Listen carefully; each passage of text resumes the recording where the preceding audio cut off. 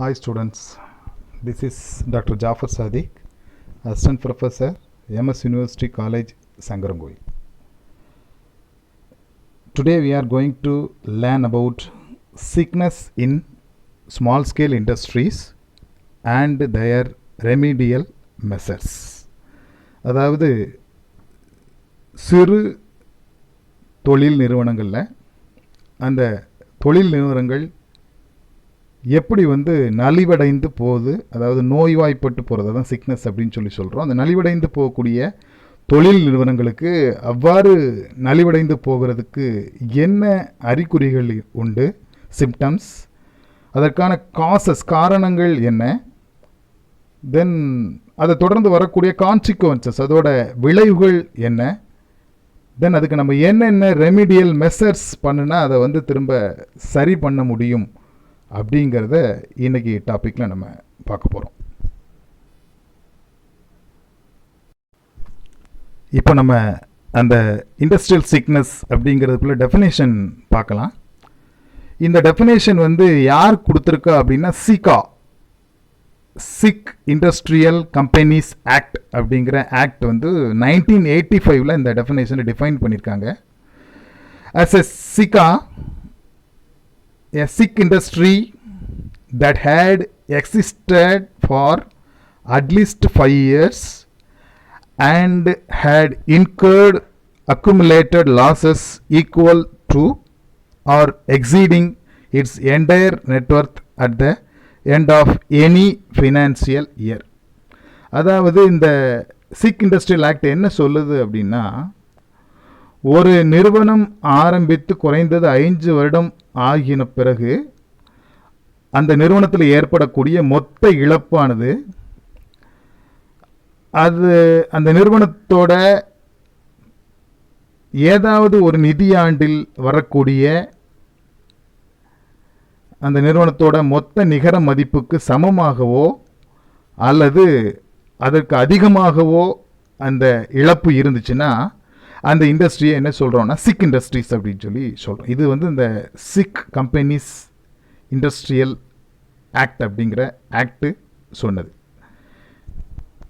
இப்போ நம்ம என்னென்ன சிம்டம்ஸ் அப்படிங்கிறத பார்க்கலாம். Symptoms of industrial sickness. Symptoms அப்படிங்கிறது அறிகுறிகள். என்னென்ன அறிகுறிகள் இருந்துச்சுன்னா அந்த இண்டஸ்ட்ரி இந்த சிக்னஸ் அப்படிங்கிற ஒரு சூழலுக்கு, நலிவடைந்த ஒரு சூழலுக்கு போகுது அப்படிங்கிறத பார்க்கலாம். Number 1 decline in capacity utilization. அதாவது அந்த நிறுவனத்துக்கு அப்படின்னு சொல்லி ஒரு திறன் இருக்கும், அந்த திறனை வச்சு அந்த நிறுவனம் இயங்கிக்கிட்டு இருக்கும். அந்த திறன் பயன்பாட்டில் ஒரு பெரிய டிக்ளைன் வருது, ஒரு சரிவு வருது.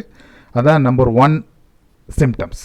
Number 2 shortages of liquid funds to meet short term financial applications. அதாவது ஒவ்வொரு நிறுவனமும் அதோட குறுகிய கால தேவைக்காக கொஞ்சம் கையிருப்பு பணம் வச்சுருப்பாங்க. அந்த கையிருப்பு பணம் அங்கே இல்லாமல் போகிறது அல்லது அதில் ரொம்ப ஷார்ட்டேஜ் வருது. இது second point. Number 3 non submission of data to banks and financial institutions. இந்த மாதிரி எல்லா நிறுவனங்களும் பேங்குக்கும் நிதி நிறுவனங்களுக்கும் அந்த அவங்களோட நிதிநிலை அறிக்கையை தொடர்ச்சியாக சப்மிட் பண்ணிக்கிட்டு இருப்பாங்க, காமிச்சிக்கிட்டு இருப்பாங்க. இந்த மாதிரி ஒரு சிக்னஸ் உள்ள இண்டஸ்ட்ரி என்ன செஞ்சுருவாங்க அப்படின்னா, அவங்களோட நிதிநிலை அறிக்கையை பேங்குக்கு கொடுக்காமல் இருப்பாங்க. அது 3வது point. Number 4 irregularity in maintaining bank accounts. So அவங்க நிதிநிலை அறிக்கையே பேங்க்கு ஒழுங்காக கொடுக்காமல் இருக்கும்போது கண்டிப்பாக அவங்களோட பேங்க் அக்கௌண்ட்டை அவங்க சரிவர நிர்வகிக்கக்கூடிய சூழல் அவங்களுக்கு இருக்காது. ஸோ அதான் 4வது பாயிண்டில் சொல்லியிருக்கிறோம். 5வது point frequent break downs in plants and equipments. So இந்த பேங்க்கு ப்ராப்ளம், தென் அவங்கள்ட்ட லிக்விட் கேஷ் இருக்காது. இப்படி சூழ்நிலை இருக்கும்போது 5வது என்னென்னா, அவங்களோட எக்யூப்மெண்ட்ஸ்லேயும் அவங்களோட தொழிற்சாலையில் உள்ள ஒவ்வொரு பிளான்ட்லேயும் அடிக்கடி பிரேக் டவுன்ஸ் வரும். இது ஒரு சிம்டம்ஸ் அப்படின்னு சொல்லி சொல்கிறாங்க. Then next decline in quantity of product manufactured or service rendered. அவங்களோட உற்பத்தியோட அளவை வந்து கொஞ்சம் கொஞ்சமாக குறைஞ்சிக்கிட்டே போகும். இது அடுத்த point. Next point, delay or default in the payment of statutory dues such as provident fund, sales tax, excise duty. அதாவது இந்த மாதிரி வரிகள், சேல் டேக்ஸ் விற்பனை வரி, அதே மாதிரி எக்ஸைஸ் டேக்ஸ் அப்படிங்கிறது கலால் வரி, அதே மாதிரி வேலையாட்களுக்கு கொடுக்கக்கூடிய ப்ராவிடன்ட் ஃபண்ட் பணம், இதெல்லாம் வந்து அவங்களால ஒழுங்காக கெட்ட முடியாத ஒரு சூழ்நிலை வரும். தொடர்ச்சியாக கெட்ட முடியாது. தென் 5 மாதம் 10 மாதம் பாக்கி வைப்பாங்க. இந்த மாதிரி சூழ்நிலையை தான் அந்த பாயிண்டில் சொல்லியிருக்கிறோம். நெக்ஸ்ட் பாயிண்ட், டிக்ளைன் இன் டெக்னிக்கல் டெஃபிஷியன்சி. அவங்களோட தொழில்நுட்பத்தில் வந்து அவங்களுக்கு வந்து ஒரு சரிவு வரும். அவங்களோட தொழில்நுட்பத்தில் வந்து அவங்களுக்கு ஒரு குறைபாடு வரும். ஸோ இது டிக்ளைன் இன் டெக்னிக்கல் டெஃபிஷியன்சி அப்படின்னு சொல்லி. ஸோ சிம்டம்ஸ் பார்த்துட்டோம். அடுத்தால காசஸ் ஆஃப் இண்டஸ்ட்ரியல் சிக்னஸ். என்னென்ன காசஸ் வந்து இந்த இண்டஸ்ட்ரியல் சிக்னஸ்க்கான காசஸ் என்ன அப்படிங்கிறத பார்க்கலாம்.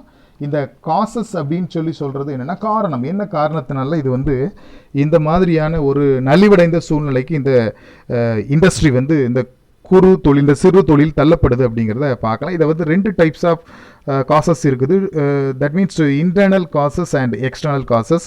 இன்டர்னல் காசஸ் அப்படிங்கிறது அந்த நிறுவனத்துக்கு உள்ளேயே இருக்கக்கூடிய, அந்த நலிவடைந்த அந்த நிறுவனத்துக்கு உள்ளே இருக்கக்கூடிய காசஸ், அதாவது இன்டர்னல் காசஸ் அப்படின்னு சொல்லி சொல்கிறோம். இன்டர்னல் காசஸில் நம்பர் 1 பாயிண்ட் வந்து பிளானிங். திட்டமிடுதலில் வந்து இருக்கக்கூடிய பிரச்சனைகள், அது ஒரு காரணமாக சொல்கிறாங்க. பிளானிங்கில் வந்து லொக்கேஷன் டிஸ்அட்வான்டேஜஸ், அந்த இருப்பிடம், அந்த நிறுவனம் இருக்கக்கூடிய, அந்த தொழில் நிறுவனம் இருக்கக்கூடிய இருப்பிடமே வந்து ஒரு பெரிய பிரச்சனையாக இருக்குது. அந்த லொக்கேஷன் வந்து ஆக்சஸ் ப்ராப்ளம் இருக்கலாம். அந்த மாதிரி சிறு சிறு பிரச்சனைகள் லொக்கேஷன்ஸில் இருக்கிறது. 2வது வந்து அவுடேட்டட் ப்ரொடக்ஷன் ப்ராசஸ். அந்த அங்கே நடக்கக்கூடிய அந்த உற்பத்தி ப்ராசஸ் இருக்குது இல்லையா, அது வந்து ரொம்ப பழைய ப்ராசஸாக இருக்கும். ஏன்னா இன்றைக்கி மாடர்ன் ப்ராசஸ்லாம் நிறைய வந்துடுச்சு. இந்த அவுடேட்டட் ப்ரொடக்ஷன் ப்ராசஸ் இருக்கிறதுனால அவங்களுக்கு இந்த மாதிரி பிரச்சனைகள் வரலாம். நெக்ஸ்ட் வந்து இன்அடிக்குவேட் டெக்னிக்கல் நோஹவ். போதுமான அளவுக்கு தொழில்நுட்ப அறிவு அவங்களுக்கு தெரியாமல், அதை பற்றி அறிஞ்சிக்கிடாமல், எப்படிங்கிறது தெரியாமல் இருக்கிறது. நெக்ஸ்ட் வந்து ஹை காஸ்ட் இன்புட். அவங்க உள்ளீடுக்கு செலவு பண்ணக்கூடிய செலவினங்கள் வந்து ரொம்ப அதிகமாக இருக்கிறது. அடுத்தது வந்து பிரேக் ஈவன் பாயிண்ட் வந்து டு ஹை. அந்த பிரேக் ஈவன் பாயிண்ட்னா உங்களுக்கு தெரியும் எல்லாத்துக்குமே, நம்ம நிறைய தடவை கிளாஸில் டிஸ்கஸ் பண்ணியிருக்கிறோம். லாப நற்றமற்ற புள்ளி அப்படின்னு சொல்லுவோம். அந்த லாப நட்டமற்ற புள்ளிக்கு மேலே வரக்கூடியது லாபம், அதுக்கு கீழே வரக்கூடியது நஷ்டம் அப்படின்னு சொல்லியிருக்கிறோம். இந்த பிரேக் ஈவன் பாயிண்ட் வந்து ரொம்ப ஹையில் ஃபிக்ஸ் ஆகும்போது கண்டிப்பாக அந்த தொழில் நிறுவனம் சிக்னஸ்க்கு போகிறதுக்கு வாய்ப்பு இருக்குது. நெக்ஸ்ட் வந்து under estimation of production planning. அவங்க உற்பத்திக்கு உள்ள திட்டமிடல் வந்து, அந்த திட்டமிடலில் வந்து அவங்க ரொம்ப அண்டர் எஸ்டிமேட் பண்ணுறது, அந்த ஒரு சரி இப்படிலாம் இருந்தால் இருக்கும் அப்படிங்கிறத யோசிக்காமல் ரொம்ப குறைவாக மதிப்பீடு செய்கிறது.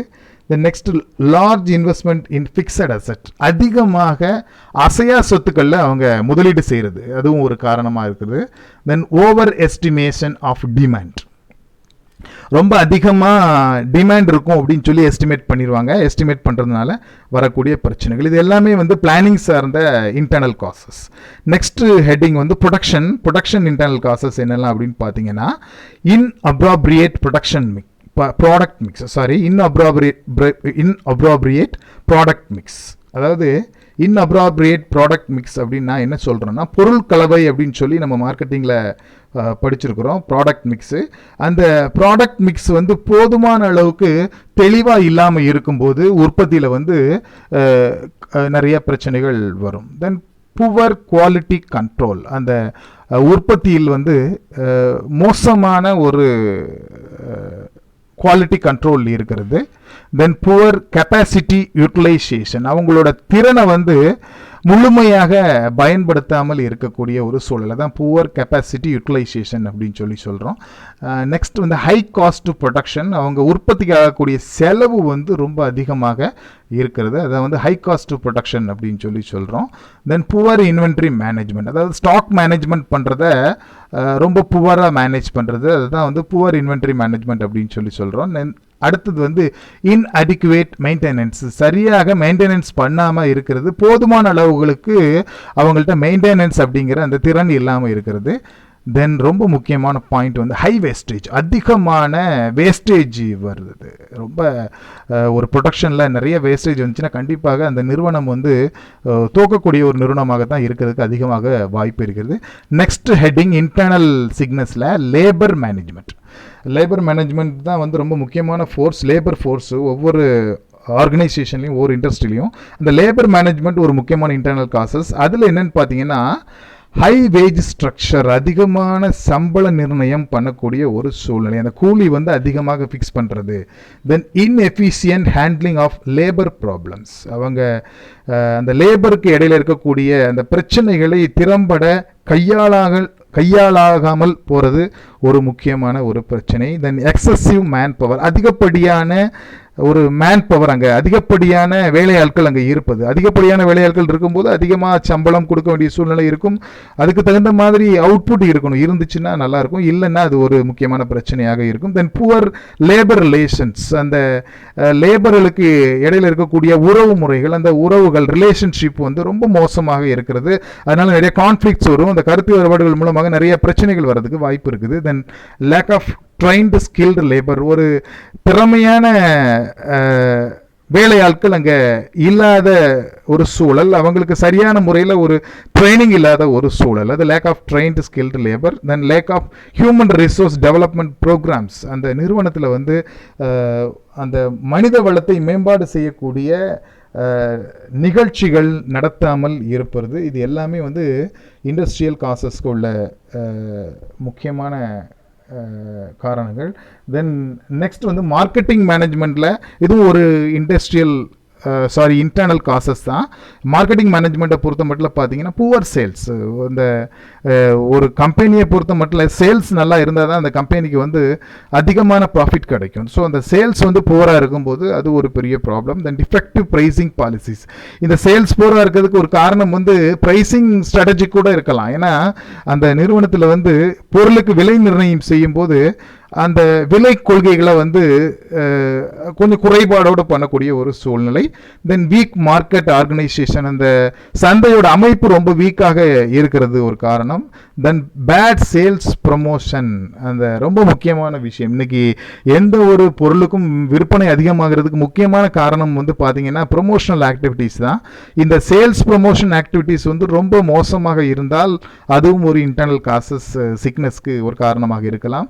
தென் lack of goodwill in external markets, அந்த வெளிச்சந்தையில் அந்த நிறுவனத்தில் மேல் இருக்கக்கூடிய நன்மதிப்பு வந்து ரொம்ப குறையிறது. அந்த நன்மதிப்பு குறைஞ்சிச்சுனாலே அந்த மக்கள்கிட்ட இருக்கக்கூடிய குட்வில் வந்து அந்த பொருள் மேலே குறைஞ்சிச்சுன்னா கண்டிப்பாக அது ஒரு பெரிய பிரச்சனையாக இருக்கிறதுக்கு வாய்ப்பு இருக்குது.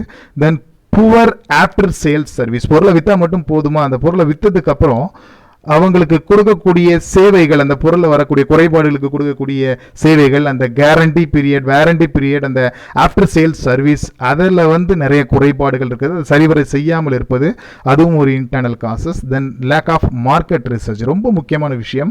ஒவ்வொரு நிறுவனமும் சைமல்டேனியஸாக இயர் பை இயர் அவங்களோட நிறுவனத்தில் இருக்கக்கூடிய பொருட்கள், அவங்க பயன்படுத்தக்கூடிய சேல்ஸ் ப்ரமோஷன் ஆக்டிவிட்டீஸ், இது எல்லாத்தையுமே வந்து ஒரு ரிசர்ச் பண்ணால் மட்டும்தான், அவங்க ஆராய்ச்சி மூலமாக R&D டிபார்ட்மெண்ட் மூலமாக பண்ணக்கூடிய ரிசர்ச் வச்சு தான் அவங்களோட டெவலப்மெண்ட்ஸ் என்னங்கிறது தெரியும். இந்த ரிசர்ச், மார்க்கெட் ரிசர்ச், அந்த சந்தை ஆய்வு அப்படிங்கிறது, அந்த கள ஆய்வு, சந்தை ஆய்வு அப்படிங்கிறது ஒரு குறைபாடு இருந்துச்சுன்னா கண்டிப்பாக அதுவும் ஒரு இன்டர்னல் காசஸ் தான். தென் ஃபினான்ஷியல் மேனேஜ்மெண்ட், நிதி சம்பந்தமான நிர்வாக கோளாறு அப்படின்னு பார்க்கும்போது புவர் ஃபினான்ஷியல் பிளானிங், சரியான நிதி திட்டமிடல் இல்லாத ஒரு சூழல். தென் ஃபால்ட்டி காஸ்டிங், அந்த செலவு வந்து தவறுதலாக செலவு பண்ணுறது, ஃபால்ட்டி காஸ்டிங், ஃபால்ட்டாக செலவு பண்ணுறது. தென் லிபரல் டிவைடண்ட் பாலிசி, அந்த லாபத்தில் கொடுக்கக்கூடிய பங்கு, அந்த பங்குதாரர்களுக்கு லாபத்தில் கொடுக்கக்கூடிய பங்கு, அதை வந்து ரொம்ப தாராளமயமாக கொடுக்கறது, அவங்களுக்கு அவங்க லாபத்தை கணக்கில் வைக்காமல் ரொம்ப தாராளமாக டிவைடண்ட் ஃபிக்ஸ் பண்ணுறது, அதுவும் ஒரு காரணம். தென் எஃபிஷியன்சி ஆஃப் ஃபண்ட்ஸ், அந்த ஃபண்ட்ஸை வந்து ரொம்ப திறமையாக கையாள தெரியாத ஒரு சூழல். Then inadequate working capital, then inadequate working capital அப்படிங்கிறது போதுமான அளவுக்கு அவங்கள்ட்ட ஒர்க்கிங் கேபிட்டல் இல்லாதது. Then absence of good cost conscious, அந்த செலவுக்குள்ள அந்த எண்ணம் வந்து ரொம்ப ஒரு ஆப்சன்ட் மைண்டோட செயல்படுறது. Then lack of effective collection of machinery, அந்த நிறுவனத்துக்கு தேவையான மெஷின்கள்லாம் வாங்கும்போது திறம்பட்ட மெஷின்களை வாங்காமல் இருப்பது ஒரு பெரிய பிரச்சனை. தென் அன்ஃபேவரபிள் இன்வெஸ்ட்மெண்ட் கிளைமேட், கால சூழ்நிலையே ரொம்ப மோசமாக இருக்கிறது. அந்த இன்வெஸ்ட்மெண்ட்டுக்குள்ள ஒரு சூழல் வந்து இல்லாத ஒரு சூழல், அதான் அன்ஃபேவரபிள் இன்வெஸ்ட்மெண்ட் கிளைமேட் அப்படின்னு சொல்லி சொல்கிறோம். தென் இம்ப்ராப்பர் யூட்டிலைசேஷன் ஆஃப் ஃபண்ட்ஸ், அந்த நிதிகளை வந்து ப்ராப்பராக பயன்படுத்தாமல் இருப்பது, அதுதான் இம்ப்ராப்பர் யூட்டிலைசேஷன் ஆஃப் ஃபண்ட்ஸ் அப்படின்னு சொல்லி சொல்கிறோம். These are coming under financial management internal causes. Then administrative management internal causes அப்படின்னு சொல்லி பார்க்கும்போது ஓவர் சென்ட்ரலைசேஷன், எல்லாத்தையும் வந்து ஒரு குடையின் கீழ் கொண்டு வரணும் அப்படிங்கிறது வந்து எல்லா இடங்கள்லையும் சரிபட்டு வராது. தென் லேக் ஆஃப் ப்ரொஃபஷனலிசம், ஒரு தொழில் ரீதியாக ஒரு யுக்தி உள்ள ஒரு எண்ணம் இல்லாமல் இருக்கிறது.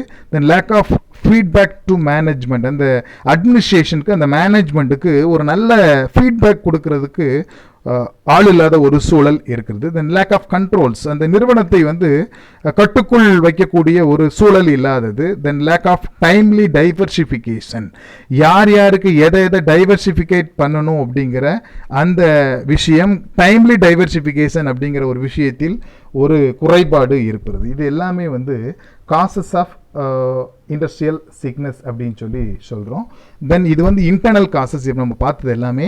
நெக்ஸ்ட் நம்ம பார்க்கக்கூடியது வந்து external causes of industrial sickness. External causes அப்படின்னு சொல்லி பார்க்கும்போது non availability of raw materials or irregular supply of raw materials, அதாவது போதுமான அளவுக்கு அவங்களோட மூலப்பொருட்கள் கிடைக்காம இருக்கிறது சந்தையில், அல்லது தேவைப்படுற நேரத்தில் அவங்களுக்கு கிடைக்காம இருக்கிறது. ஸோ இது ஒரு முக்கியமான எக்ஸ்டர்னல் காசஸ்.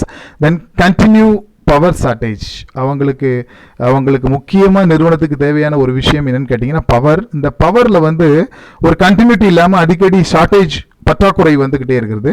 தென் டிரான்ஸ்போர்ட் பாட்டில் நெக்ஸ், அந்த டிரான்ஸ்போர்ட் வகைகளில் அந்த பொருட்களை கொண்டு போகிறதுக்கு தேவையான டிரான்ஸ்போர்ட் வகைகளில் அவங்களுக்கு நிறைய சிக்கல்கள் வருது. தென் நெக்ஸ்ட் வந்து கவர்மெண்ட் ப்ரைஸ் கண்ட்ரோல்ஸ், அரசாங்கம் விலை நிர்ணயத்தில் சில கட்டுப்பாடுகள் கொண்டு வருது. இதுவும் ஒரு முக்கியமான காரணமாக இருக்கக்கூடிய ஒரு விஷயமாக இருக்கிறது. Then unexpected change in government policies, அந்த நிறுவனமே எதிர்பார்க்க மாட்டாங்க, ஆனால் அரசாங்கத்தில் நிறுவனங்கள் சம்பந்தமான நிறைய கொள்கைகள் மாற்றங்கள் வந்துக்கிட்டே இருக்கும். தென் மார்க்கெட் சேச்சுரேஷன், மார்க்கெட்டில் ஒரு தவிப்பு நிலை, சந்தையில் ஒரு தவிப்பு நிலை, எல்லா விதமான பொருட்களுக்கும் முக்கியமாக அவங்க பொருட்களுக்கு அதிகமான ஒரு தவிப்பு நிலை வர்றது, மார்க்கெட் சேச்சுரேஷன். தென் டெக்னாலஜிக்கல் அட்வான்சஸ், புது புது டெக்னாலஜிலாம் வந்து இன்னைக்கு மார்க்கெட்டில் கொண்டு வந்துட்டாங்க, அந்த மாதிரி டெக்னாலஜிக்கல் அட்வான்சஸை வந்து அவங்க பயன்படுத்தாமல் இருப்பது. தென் பொலிட்டிக்கல் சிச்சுவேஷன், அந்த லோக்கல்லையும் சரி, அந்த மாநிலத்திலையும் சரி, அந்த நாட்டிலையும் சரி, இன்டர்நேஷ்னல் லெவல்லையும் சரி இருக்கக்கூடிய அந்த பொலிட்டிக்கல் சிச்சுவேஷன், அரசியல் சூழல்கள். இந்த நேச்சுரல் கலாமிட்டிஸ், இயற்கையினால் வரக்கூடிய பாதிப்புகள், பெரிய வெள்ளம், கடல் சீற்றங்கள், அதே மாதிரி இன்னைக்கு இருக்கக்கூடிய இந்த மாதிரி ஒரு அது என்ன சொல்கிறது, இன்றைக்கி இருக்கக்கூடிய கொரோனா மாதிரி இந்த மாதிரி இயற்கை சூழல்கள், இயற்கை பிரச்சனைகள், ஒரு தொற்று நோய் பிரச்சனைகள், இந்த மாதிரி விஷயங்கள், இது எல்லாத்தையுமே நேச்சுரல் காலாமிட்டிஸ் அப்படின்னு சொல்லி சொல்கிறோம். தென் சிம்பத்தட்டிக் ஸ்ட்ரைக்ஸ், இந்த அனுதாபத்துக்காக நிறைய தொழிற்சாலைகளில் போராட்டங்கள் நடக்கும் பாருங்கள், வேலை நிறுத்தங்கள் நடக்கும் பாருங்கள், அதான் சிம்பத்தட்டிக் ஸ்ட்ரைக்ஸ் அப்படின்னு சொல்லுவோம். அதுவும் ஒரு காரணமாக இருக்கலாம். தென் வார், அது வந்து உலக போர்லாம் இருக்கு இல்லையா, பெரிய பெரிய போர்கள், முதலாம் உலக போர், இரண்டாம் உலக போர், இந்த மாதிரி போர்கள்னாலையும் நிறையா இண்டஸ்ட்ரீஸ் வந்து சிக்னஸ்க்கு அப்படிங்கிற சூழ்நிலைக்கு தள்ளப்படுது. இன்றைக்கி அந்த சூழல் இல்லை, பட் இன்றைக்கி இந்த கொரோனா அப்படிங்கிறது ஒரு பெரிய பிரச்சனையாக இருந்துகிட்டு இருக்கு. தென் மல்டிப்ளிசிட்டி ஆஃப் லேபர் யூனியன்ஸ், அதிகப்படியான லேபர் யூனியன்ஸ், நிறைய லேபர் யூனியன் ஒரு சின்ன கம்பெனியில் இருக்கிறது. இது எல்லாமே external causes for industrial sickness அப்படின்னு சொல்லி சொல்கிறோம். நெக்ஸ்ட் வந்து கான்சிக்வன்சஸ் ஆஃப் சிக்னஸ், என்னென்ன விளைவுகள் இந்த இண்டஸ்ட்ரியல் சிக்னஸ்னால இருக்கும், யார் யாருக்கு இந்த விளைவுகள் வந்து ரொம்ப பாதிக்கும் அப்படின்னு சொல்லி பார்க்கலாம். நம்பர் 1 வந்து huge financial losses to the banks and the financial institutions. ஏன்னா பேங்க்கும் இந்த ஃபினான்சியல் இன்ஸ்டிடியூஷன்ஸ் தான் வந்து நிறையா பணம் வந்து சிறு குறு தொழில்களுக்கு கொடுத்துருப்பாங்க. இவங்க வந்து இந்த சிக்னஸ் அப்படிங்கிற சூழ்நிலைக்கு வரும்போது அவங்களால வந்து அந்த பேங்க்கு கொடுத்த கடனை வந்து ரீபே பண்ண முடியாத ஒரு சூழ்நிலை வரும். அதனால வந்து பேங்குக்கு வந்து ஒரு ஹியூஜ் லாசஸ் வரும். இன்னைக்கு நாட்டில் நடக்கக்கூடிய ஒரு முக்கியமான ஒரு பிரச்சனை இது. நிறைய பேங்க் வந்து இந்த மாதிரி ஒரு சூழ்நிலைக்கு தள்ளப்பட்டதுக்கு வந்து இந்த இண்டஸ்ட்ரியல் சிக்னஸ் தான் காரணம். தென் நெக்ஸ்ட் வந்து லாஸ் டு எம்ப்ளாய்மெண்ட் ஆப்பர்ச்சுனிட்டிஸ். ஏன்னா சிறு குறு தொழில்கள் வந்து இந்த சிக்னஸ் அப்படிங்கிற ஒரு சூழ்நிலையில் வர்றதுனால அவங்க கம்பெனியை மூடக்கூடிய ஒரு சூழ்நிலை வரும். அந்த சூழ்நிலை வரும்பொழுது கண்டிப்பாக நாட்டில் வந்து ஒரு மோசமான வேலையில்லா திண்டாட்டம் வர்றதுக்கு வாய்ப்பு அதிகமாக இருக்கிறது. நெக்ஸ்ட் வந்து adverse effect on prospective investors and entrepreneurs. அந்த கம்பெனியை நம்பி அந்த கம்பெனி நோக்கி வரக்கூடிய வருங்கால முதலீட்டாளர்கள் அந்த கம்பெனி மாதிரி புது நிறுவனங்கள் நடத்தணும் அப்படின்னு சொல்லி இருக்கக்கூடிய தொழில் முனைவோர் ஆண்டர்பிரனர்ஸ், இவங்க எல்லாமே வந்து இந்த சிக்னஸ்னால ஒரு பாதகமான முடிவுகள் எடுப்பாங்க. ஆண்டர்பிரனர்ஸ்னால் தொழில் பண்ணுறது இப்போ வேண்டாம் அப்படின்னு சொல்லி தள்ளி போடலாம். அல்லது அந்த ப்ராஸ்பெக்டிவ் இன்வெஸ்டர்ஸ் இருக்கிறாங்களே அவங்க வந்து தைரியமாக இண்டஸ்ட்ரீஸில் போய் இன்வெஸ்ட் பண்ணுறதுக்கு கொஞ்சம் பயப்படுவாங்க. ஸோ இது வந்து பாதகமான ஒரு சூழலை கிரியேட் பண்ணும். தென் நெக்ஸ்ட் வந்து வேஸ்டேஜ் ஆஃப் ஸ்கேர்ஸ் ரிசோர்ஸஸ். ரொம்ப பற்றாக்குறை உள்ள வளங்கள் நிறைய இருக்குது. அந்த மாதிரி வளங்களை வந்து நம்ம வந்து இந்த மாதிரி ஒரு சிக்னஸ் வரும்போது அந்த இண்டஸ்ட்ரியில் என்ன செய்வாங்க அப்படின்னா விரயம் செய்வாங்க. அதுதான் வந்து வேஸ்டேஜ் ஆஃப் ஸ்கேர்ஸ் ரிசோர்ஸஸ் அப்படின்னு சொல்கிறோம். நெக்ஸ்ட் வந்து loss of revenue to government. ரொம்ப முக்கியமான ஒரு விஷயம். அந்த அரசுக்கு வரக்கூடிய லாபம் வந்து ரொம்ப இழக்கிறதுக்கு வாய்ப்பு அதிகமாக இருக்கிறது. இது கான்சிக்வன்சஸ் ஆஃப் சிக்னஸ் அப்படின்னு சொல்கிறோம். ஸோ என்னென்ன remedial measures to over come sickness அப்படின்னு சொல்லி பார்க்கலாம். என்னென்ன ரெமிடியல் மெசர்ஸ் பண்ணலாம் இந்த சிக்னஸ் வந்து ஓவர் கம் பண்ணுறதுக்கு அப்படின்னு சொல்லி பார்க்குறோம். ரெமிடியல் மெசர்ஸ் அப்படின்னா நமக்கு தெரியும். அதை சரி பண்ணுறதுக்கு அந்த இண்டஸ்ட்ரியல் சிக்னஸை வந்து திருத்துறதுக்கு குணப்படுத்துறதுக்கு என்னென்ன மெசர்ஸ் பண்ணலாம். நம்பர் 1 வந்து முதல்லையே நமக்கு சிக்னஸ் அப்படின்னு சொல்லி தெரியுதுன்னு வச்சுக்கோங்க. Identification and detection sickness at initial. அந்த தெரியக்கூடிய இன்சியல் ஸ்டேஜ்லேயே அதை அடையாளம் கண்டுபிடிச்சி அதுக்கு தேவையான நிறைய வேலைகளை செஞ்சுட்டாலே அந்த இண்டஸ்ட்ரியல் சிக்னஸ் அப்படிங்கிற விஷயங்கள், அதாவது நம்ம காசஸில் பார்த்தோம் இல்லையா, அந்த காசஸ் தான் வந்து முக்கியமான ஐடென்டிஃபிகேஷன்ஸ். அந்த மாதிரி காசஸில் உள்ள பிரச்சனைகள் எல்லாத்தையுமே அந்த காரணங்கள் எல்லாத்தையுமே நம்ம சரி பண்ணிட்டோம் அப்படின்னா இனிஷியல் ஸ்டேஜ்லேயே இந்த இண்டஸ்ட்ரியல் சிக்னஸ் அப்படிங்கிற ஒரு விஷயத்தை நம்ம சரி பண்ண முடியும். அதுதான் முதலாவது point, first point. Then second வந்து இம்ப்ரூவிங் இன்ஃப்ராஸ்ட்ரக்சர். அந்த சிறு குறு தொழில் நிறுவனங்களுக்கு தேவையான இன்ஃப்ராஸ்ட்ரக்சர் எல்லாத்தையும் இம்ப்ரூவ் பண்ணுறது. அவங்களுக்கு தேவையான இன்ஃப்ராஸ்ட்ரக்சரை இம்ப்ரூவ் பண்ணாலே அவங்களுக்கு அந்த சிக்னஸ் அப்படிங்கிற சூழ்நிலையிலிருந்து அவங்க வெளியே வரதுக்கு வாய்ப்பு இருக்குது. தென் ரொம்ப இம்பார்ட்டண்ட் இன்றைக்கி இருக்கக்கூடிய காலகட்டத்தில், இந்த காலகட்டத்தில் டெக்னாலஜிக்கல் அப்கிரேடேஷன் அப்படிங்கிறது ரொம்ப முக்கியமான ஒரு விஷயம். அந்த பழைய டெக்னாலஜியை வச்சு யூஸ் பண்ணாமல் அடாப்ஷன் ஆஃப் அட்வான்ஸ்டு டெக்னாலஜி, அந்த சிறு குறு தொழில்களில் இன்னைக்கு இருக்கக்கூடிய கரண்ட் டெக்னாலஜிகளை அடாப்ட் பண்ணுறது ரொம்ப முக்கியமான ஒரு விஷயம். தென் மார்க்கெட்டிங் அசிஸ்டன்ட், ரொம்ப முக்கியமான இன்னொரு விஷயம் என்னென்னா மார்க்கெட்டிங் அசிஸ்டன்ஸ். அவங்களுக்கு மார்க்கெட்டிங் அசிஸ்டன்ஸ் வந்து எஸ்எஸ்ஐ யூனிட்ஸ்க்கு ப்ரொவைட் பண்ணுறது. நிறைய மார்க்கெட்டிங் அசிஸ்டன்ஸ் ப்ரொவைட் பண்ணுறதுக்கு நிறையா பாடிஸ் இருக்கிறாங்க, அவங்க ப்ரொவைட் பண்ணுவாங்க. ஸோ அவங்க அந்த டைம்லி ப்ரொவைட் பண்ணாங்கன்னா அவங்கள இண்டஸ்ட்ரியல் சிக்னஸ்லேருந்து நம்மளால் காப்பாற்ற முடியும். தென் கவர்மெண்ட் இன்டர்வென்ஷன்ஸ் இந்த எஸ்எஸ்ஐ யூனிட்ஸ் மேலே அடிக்கடி இருக்கணும். என்ன மாதிரி இன்டர்வென்ஷன்ஸ் இருக்கலாம் அப்படின்னு கேட்டிங்கன்னா, பீரியாடிக்கல் ரிவ்யூஸ் வந்து பண்ணணும். அந்த கம்பெனி வந்து எதனால சிக் ஆகுது, என்ன காரணம் அப்படிங்கிறத பீரியாடிக்கல் ரிவ்யூஸ் பார்த்தாலே நம்மளால் கண்டுகொள்ள முடியும். தென் ப்ராப்பர் ட்ரைனிங் டு ஆண்டர்பிரினர்ஸ். ஏன்னா அந்த ஆண்டர்பிரினர்ஸ்க்கு வந்து முக்கியமாக வந்து கரெக்டான ட்ரைனிங் கொடுக்கும்போது இந்த இண்டஸ்ட்ரியல் சிக்னஸ்லேருந்து அந்த நிறுவனத்தை கண்டிப்பாக காப்பாற்ற முடியும். இப்போ நம்ம வந்து இந்த டாப்பிக்கில் வந்து causes, symptoms, consequences, remedial measures எல்லாமே பார்த்தோம்.